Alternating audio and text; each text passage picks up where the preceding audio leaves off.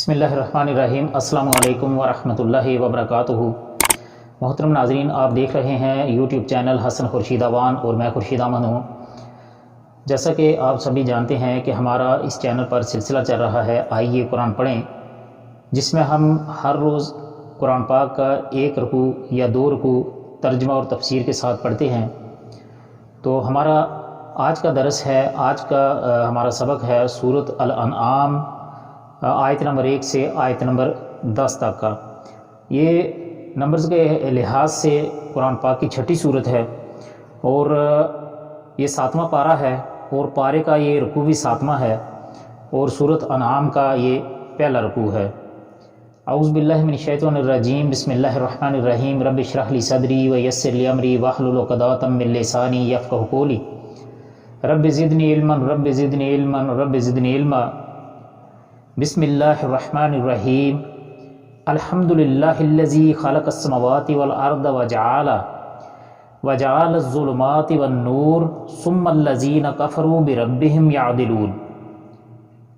تمام تعریفیں اللہ ہی کے لائق ہیں، جس نے آسمانوں کو اور زمین کو پیدا کیا اور تاریکیوں اور نور کو بنایا، پھر بھی کافر لوگ غیر اللہ کو اپنے رب کے برابر قرار دیتے ہیں۔ ظلمات سے رات کی تاریکی اور نور سے دن کی روشنی یا کفر کی تاریکی اور ایمان کی روشنی مراد ہے۔ نور کے مقابلے میں ظلمات کو جمع ذکر کیا گیا ہے، اس لیے کہ ظلمات کے اسباب بھی بہت زیادہ ہیں اور اس کی قسمیں بھی متعدد ہیں، اور نور کا ذکر بطور جنس ہے جو اپنی قسموں میں شامل ہے۔ یہ بھی ہو سکتا ہے کہ چونکہ ہدایت اور ایمان کا راستہ ایک ہی ہے، 4 یا 5 یا متعدد نہیں ہیں، اس لیے نور کو واحد ذکر کیا گیا ہے، یعنی اس کے ساتھ دوسروں کو شریک ٹھہراتے ہیں۔ هو الذی خلقکم من طین ثم قضى اجلا واجل مسمى عنده ثم انتم تمترون۔ وہ ایسا ہے جس نے تم کو مٹی سے بنایا، پھر ایک وقت معین کیا اور دوسرا معین وقت خاص اللہ ہی کے نزدیک ہے، پھر بھی تم شک رکھتے ہو۔ یعنی تمہارے باپ آدم علیہ السلام کو جو تمہاری اصل ہیں اور جن سے تم سب نکلے ہو، اس کا ایک دوسرا مطلب یہ بھی ہو سکتا ہے کہ تم جو خوراک اور غذا کھاتے ہو سب زمین سے ہی تو پیدا ہوتی ہے، اور انہی غذاؤں سے نطفہ بنتا ہے جو رحم مادر میں جا کر تخلیق انسانی کا باعث بنتا ہے۔ اس لحاظ سے گویا تمہاری پیدائش مٹی سے ہوئی، یعنی موت کا وقت، یعنی آخرت کا وقت، اس کا علم صرف اللہ ہی کو ہے۔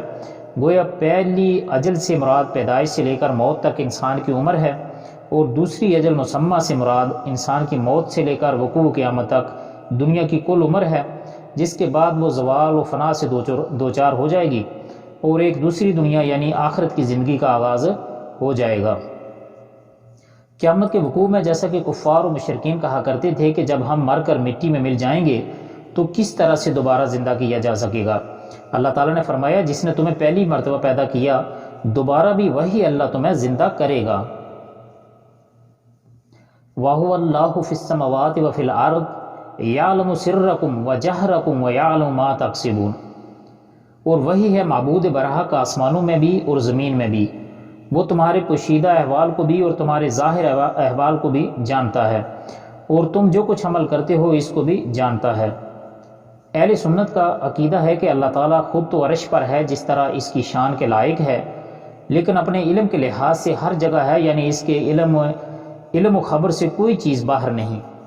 البتہ بعض گمراہ فرقے اللہ تعالیٰ کو عرش پر نہیں مانتے اور کہتے ہیں کہ اللہ تعالیٰ ہر جگہ موجود ہے، اور اس آیت سے اپنے اس عقیدے کا اثبات کرتے ہیں، لیکن یہ عقیدہ جس طرح غلط ہے یہ دلیل بھی صحیح نہیں۔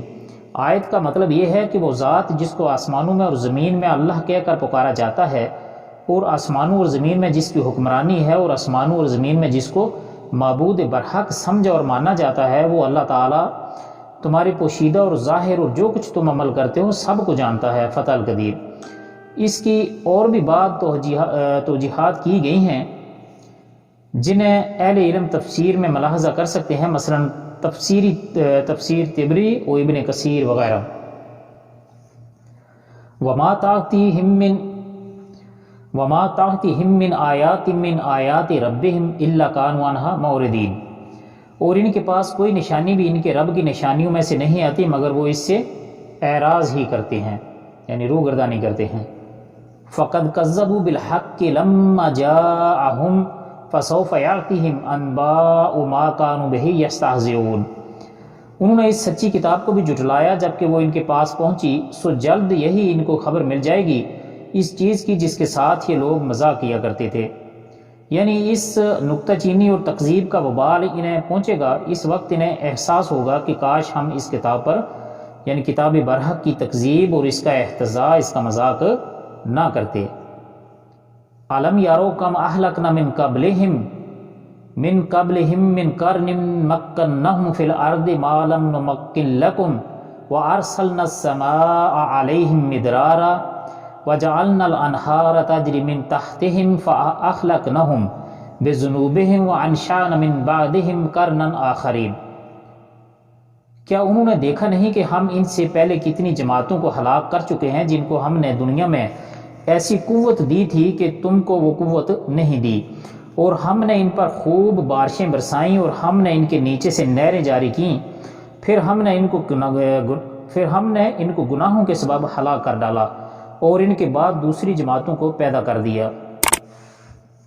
گناہوں کے سبب ہلاک کر ڈالا یعنی جب گناہوں کی پاداش میں تم سے پہلی امتوں کو ہم ہلاک کر چکے ہیں، دور آن حال یہ کہ وہ طاقتور و قوت میں بھی تم سے کہیں زیادہ تھیں اور خوشحالی اور وسائل رزق کی فراوانی میں بھی تم سے بڑھ کر تھیں، تو تمہیں ہلاک کرنا ہمارے لیے کیا مشکل ہے۔ اس سے یہ بھی معلوم ہوا کہ کسی قوم کے محض مادی ترقی اور خوشحالی سے یہ نہیں سمجھ لینا چاہیے کہ وہ بہت کامیاب و کامران ہے۔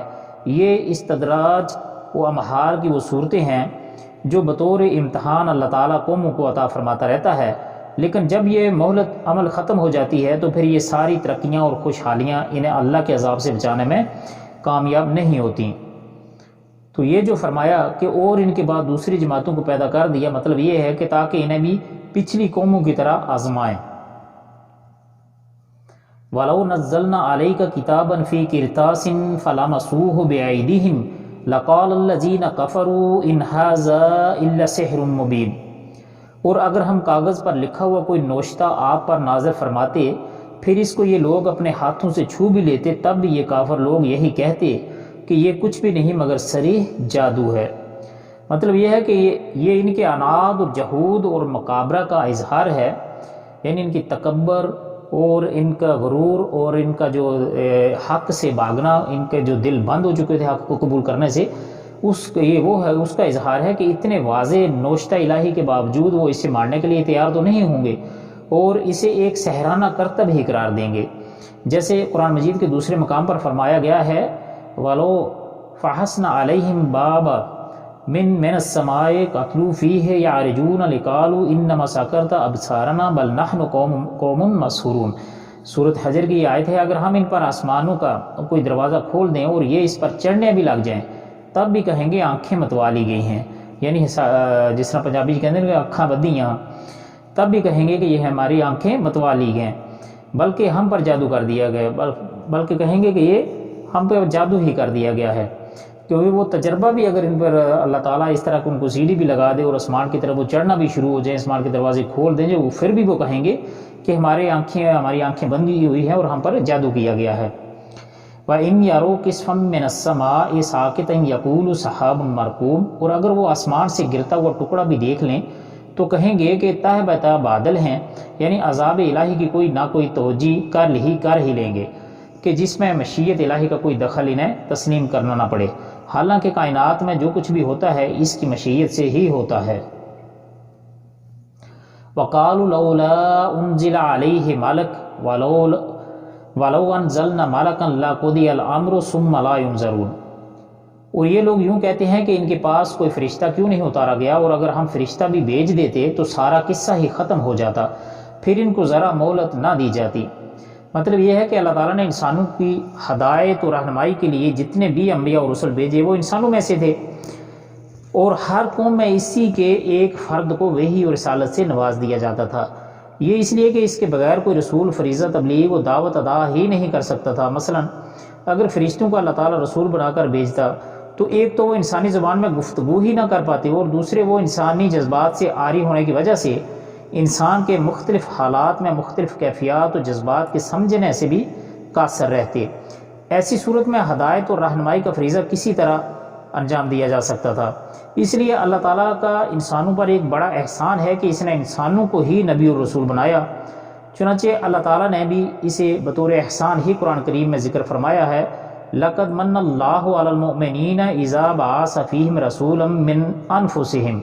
اللہ تعالیٰ نے مومنوں پر احسان فرمایا جبکہ انہی کی جانوں میں سے ایک شخص کو رسول بنا کر بھیجا، لیکن پیغمبروں کی بشریت کافروں کے لیے حیرت و استعجاب کا باعث رہی۔ وہ سمجھتے تھے کہ رسول انسانوں میں سے نہیں فرشتوں سے ہونا چاہیے، گویا ان کے نزدیک بشریت رسالت کے شایان شان نہیں تھی، جیسا کہ آج کل کے اہل بدعت بھی یہی سمجھتے ہیں۔ تشابہت قلوبہم، اہل کفر و شرک رسولوں کی بشریت کا تو انکار کر نہیں سکتے تھے کیونکہ وہ ان کے خاندان، حسب و نسب ہر چیز سے واقف ہوتے تھے، لیکن رسالت کا وہ انکار کرتے رہے، جبکہ آج کل کے اہل بدعت رسالت کا انکار تو نہیں کرتے لیکن بشریت کو رسالت کے منافی سمجھنے کی وجہ سے رسولوں کی بشریت کا انکار کرتے ہیں۔ بہرحال اللہ تعالیٰ اس آیت میں فرما رہا ہے کہ اگر ہم کافروں کے مطالبے پر کسی فرشتے کو رسول بنا کر بھیجتے یا اس رسول کی تصدیق کے لیے ہم کوئی فرشتہ نازل کر دیتے، جیسا کہ یہاں یہی بات بیان کی گئی ہے، اور پھر وہ اس پر ایمان نہ لاتے تو انہیں مہلت دیے بغیر ہلاک کر دیا جاتا۔ وَلَوْ جَعَلْنَاهُ مَلَكًا لَّجَعَلْنَاهُ رَجُلًا وَلَا لَبَسْنَا عَلَيْهِمْ مَا يَلْبِسُونَ۔ اور اگر ہم اس کو فرشتہ تجویز کرتے تو ہم اس کو آدمی ہی بناتے، اور ہمارے اس فعل سے پھر ان پر وہی اشکال ہوتا جو اب کا اشکال کر رہے ہیں۔ مطلب یہ ہے کہ یعنی اگر ہم فرشتے ہی کو رسول بنا کر بھیجنے کا فیصلہ کرتے، یہ اللہ سبحانہ تعالیٰ کہہ رہے ہیں، تو ظاہر بات ہے کہ وہ فرشتے کی اصل شکل میں تو انہیں نہیں بھیج سکتا تھا، کیونکہ اس طرح انسان اس سے خوف زدہ ہونے اور قریب و مانوس ہونے کی بجائے دور بھاگتے، اس لیے ناگزیر تھا کہ اسے انسانی شکل میں بھیجا جاتا۔ لیکن تمہارے لیڈر پھر یہی اعتراض اور شبہ پیش کرتے کہ یہ تو انسان ہی ہے، جو اس وقت بھی وہ رسول کی بشریت کے حوالے پیش کر رہے ہیں، تو پھر فرشتے کے بھیجنے کا کیا فائدہ؟ وَلَقَدِ اسْتُهْزِئَ بِرُسُلٍ مِّن قَبْلِكَ فَحَاقَ بِالَّذِينَ سَخِرُوا مِنْهُم مَّا كَانُوا بِهِ يَسْتَهْزِئُونَ۔ اور واقع آپ سے پہلے جو پیغمبر ہوئے ہیں ان کے ساتھ بھی مذاق ہی کیا گیا ہے، پھر جن لوگوں نے ان سے مذاق کیا تھا ان کو اس عذاب نے آ گھیرا جس کا مذاق اڑاتے تھے۔ اللہ تعالی ہم سب کو اسلام پر اور قرآن کے بتائے ہوئے راستے پر عمل کرنے کی توفیق عطا فرمائے۔ اللہ تعالی ہم سب کو قرآن کو صحیح سمجھ کر اس پر عمل کرنے کی توفیق عطا فرمائے۔ آپ سب کے قیمتی وقت کا بہت بہت شکریہ۔ السلام علیکم ورحمۃ اللہ وبرکاتہ۔ ملتے ہیں انشاءاللہ اگلی ایک ویڈیو میں، تب تک اپنا خیال رکھیے گا اور ہمارے اس چینل کا بھی خیال رکھیے گا۔ اللہ حافظ۔